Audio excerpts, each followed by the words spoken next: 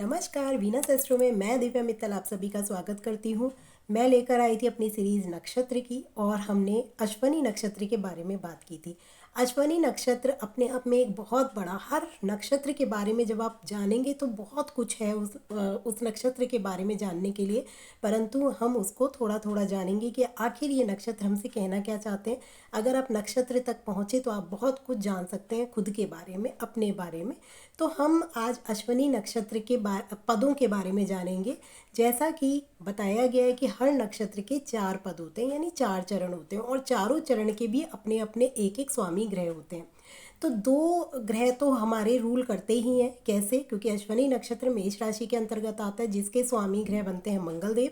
तो मंगल का प्रभाव जो भी होता है वो तो इनके ऊपर आएगा ही, साथ में केतु के भी जो फल होते हैं, जो भी हमें प्रभाव केतु का देखने को मिलता है, एक रहस्यमयी ग्रह केतु को कहा गया है, तो वो प्रभाव भी इनके अंदर होता है। केतु जैसे किसी चीज़ को जानने के जिज्ञासु, ये केतु से ही निकल के आती है इनकी जिज्ञासा। और किसी भी, जैसे हमने बताया था कि अश्वनी नक्षत्र के लोग मेडिकल फील्ड में सबसे ज़्यादा जाने जाते हैं, कि इस नक्षत्र के लोग मेडिकल फील्ड में जाते हैं, या फिर ये जाते हैं स्पोर्ट्स में, बहुत ज़्यादा अच्छे रहते हैं। ये अगर स्पोर्ट्स में, खास तौर से मार्शल आर्ट में ये जाएँ तो इस तरीके की खेल कूद में भी जा सकते हैं, फूड मैनेजमेंट में भी जा सकते हैं। ये सारे जितने भी फील्ड्स हैं वो इन्हीं के लिए बने हुए हैं। खास तौर से हीलिंग का काम ये बहुत अच्छा करते हैं। किसी की भी हीलिंग, अब चाहे वो काउंसलिंग के थ्रू हीलिंग हो रही हो, चाहे डॉक्टरी का पेशा करके हीलिंग हो रही हो, चाहे नर्स बने, चाहे मतलब कोई भी ऐसा जहाँ पे इन्हें किसी को प्रोटेक्ट करके हील करना है। हम पहले चरण की बात कर रहे थे। पहले चरण के जो ग्रह स्वामी ग्रह बनते हैं वो मंगल ही बनते हैं। तो यहाँ पे एक तरीके से मंगल का डबल प्रभाव देखने को मिलता है, जिनका भी अश्वनी नक्षत्र के पहले चरण में आता है। अब कौन आता है, कैसे जाने? एक तो आप चंद्र राशि से जान सकते हैं, दूसरा आपका जो नाम है, जो बोलने वाला नाम है, उससे भी आप काफ़ी हद तक अपने इन्हीं स्वभावों को देखेंगे। आपके अंदर होंगे कहीं ना कहीं ये चीज़ें। अगर आपका नाम चू अक्षर से शुरू होता है तो डेफिनेटली आप अश्वनी नक्षत्र के पहले चरण में आते हैं, यदि आप अपनी कुंडली से नहीं जानते।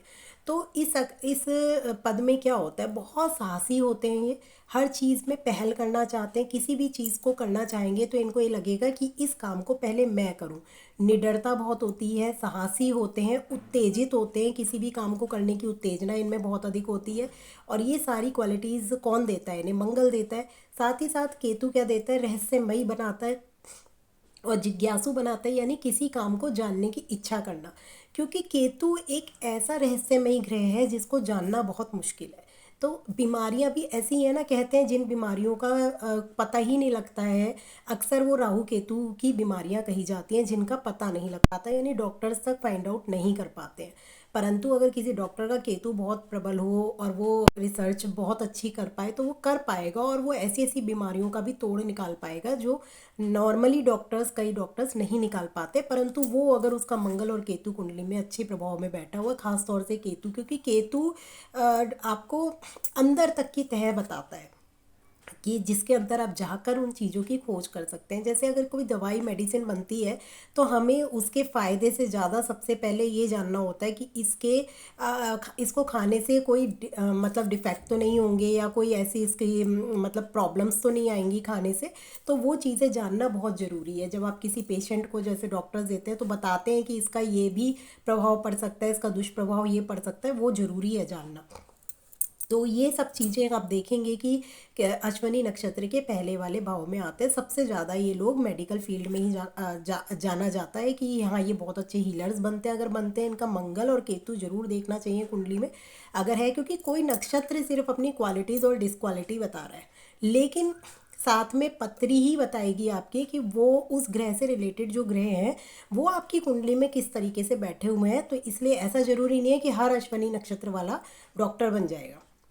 वो तभी बनेगा जब उसके मंगल और केतु जो भी जिससे भाव में इफेक्ट कर रहे हैं वो अगर सही होंगे तो डेफिनेटली वो बनेगा। तो इसी के साथ पहला नक्षत्र मैंने बताया ही, पद बताया। अब अश्वनी नक्षत्र का हम दूसरा पद जो कि जाना जाता है चे अक्षर से। यदि आपका नाम चे से शुरू हुआ है तो अश्वनी नक्षत्र के दूसरे पद में आप आते हैं, और इसके स्वामी ग्रह बनते हैं शुक्र। अब यहाँ पर क्या होता है, यहाँ पर देखिए शुक्र आपको भोग विलासिता देता है, तो ऐसे लोग भौतिक सुखों की तरफ भी भागते हैं और इनको मिलते भी हैं, क्योंकि शुक्र विलासिता है। और कहीं ना कहीं अगर हम देखें तो गायनकोलॉजिस्ट बनने के भी काफ़ी हद तक क्वालिटीज़ होती हैं, क्योंकि यहाँ पे स्त्री कारक ग्रह भी बैठ गया है। और ये बताया ही है मैंने, अश्विनी नक्षत्र वाले मेडिकल फील्ड में जाते हैं, तो इस तरीके की चीज़ें भी आप इससे कैलकुलेट कर सकते हैं। साथ ही साथ आप देखें यहाँ पे मंगल, केतु और शुक्र, तीन प्लैनेट्स जो हैं वो इस बैठे हुए हैं। मतलब तीन प्लैनेट्स का रोल आता है सेकंड भाव में अगर हम देखें, तो ऐसे लोगों का ये बहुत प्रोटेक्टिव होते हैं और हर चीज़ में ये चाहते हैं कि मुझे सुख सुविधाएं ज़रूर मिले, क्योंकि उस तरफ भागने की वजह से इनका जो होता है ना, अध्यात्म की तरफ रुख रुझान कम होता है। शुक्र कहता है कि मुझे भौतिकता चाहिए और केतु इनको कहता है कि नहीं, अध्यात्म की तरफ बढ़ो, यानी आप जानो कि प्रॉब्लम्स कहाँ हैं, कहाँ से शुरू हो रही है, उन चीज़ों को जानो। तो वो इनको नहीं जानना होता, तो कहीं ना कहीं यहाँ पर इनका बैलेंस गड़बड़ होता है हर चीज़ में। मतलब इनको मतलब एक तरीके से देखें तो संगीत की तरफ भी ये जा सकते हैं, क्योंकि शुक्र से कोरिलेट करता है इनका नक्षत्र, तो संगीत की तरफ जा सकते हैं।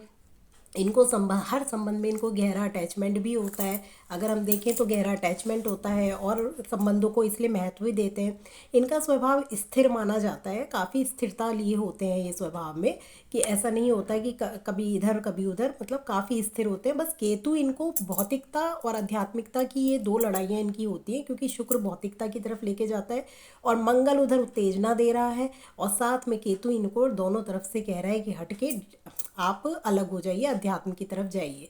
तो रोगों से उबरने की इनमें शक्ति होती है, काफ़ी जल्दी ये रोगों से उबर पाते हैं। बस आपको देखना क्या है, धैर्य की कमी जो आपके अंदर है, क्योंकि वो मंगल दे रहा है, मंगल उतावलापन देता है, जिद्दीपना देता है, वो सारी चीज़ें आपको दूर करनी है। ये ध्यान रखिएगा, अश्विनी नक्षत्र में अगर हम देखें तो कमियां बहुत कम पाई जाती हैं, सिर्फ उनका उतावलापन और उनका जिद्दी स्वभाव ही उनकी सबसे बड़ी कमी का कारण बनता है, कमी बनता है, जिसकी वजह से इनको प्रॉब्लम्स आती हैं। तो कोई भी चीज़ जो है ये उतावलेपन में ना करें, उस चीज़ को अगर ये बैलेंस बना सकते हैं तो ये बहुत अच्छा हो जाता है। और ये नक्षत्र इनको, अश्विनी नक्षत्र बहुत अधिक इनको सफलता भी दिलाने में सक्षम होता है। तो फील्ड्स तो बहुत अच्छे अच्छे अश्विनी नक्षत्र वालों के लिए मैंने बताए ही हैं, पिछली वीडियो में भी बताए थे, इसमें भी बताए। मैनेजमेंट फील्ड, फूड मैनेजमेंट भी इसमें आता है। आप फूड मैनेजमेंट का भी काम कर सकते हैं, या फिर आप जैसे डाइट काउंसलर भी हो सकते हैं, किसी को डाइट प्रोवाइड करने के लिए बहुत अच्छा ये टिप्स दे सकते हैं काउंसलिंग के थ्रू। क्योंकि जब हम किसी को डाइट प्लान देते हैं तब भी हम कहीं ना कहीं उसकी हेल्प कर रहे हैं, प्रोटेक्टर बन रहे हैं, हीलिंग कर रहे हैं। तो ये हीलिंग बहुत तरीके से होती है। तो वो बस आप ये समझ लीजिए, अश्विनी का नक्षत्र का सबसे पहला काम ही हीलिंग है।